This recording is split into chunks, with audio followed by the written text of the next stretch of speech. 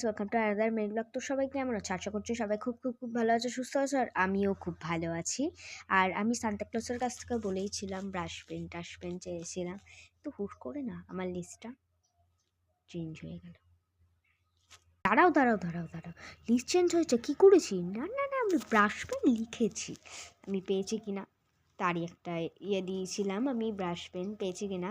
কিছুক্ষণই আগে আমি একটা ভিডিও দিলাম, এক্ষুনি সবাই অনেকে তো দেখেইছেনি। সেই ভিডিওতেই আমি ওই ব্রাশ পেন ইউজ করেছিলাম। তো ওই ব্রাশ পেনটা অনেকেই ভাবতে পারো যে কেনা নয়, ওটাই আমাকে সান্তা ক্লাস দিয়েছে। তো আমার পায়ের কাছে রেখেছিল, লাইক এই জায়গাটায় আমি শুয়েছি, আর এই জায়গাটায় মিনস এই পুতুলটা যেখানটায় আছে ওইখানটার এই পাশটাই দিয়েছিল।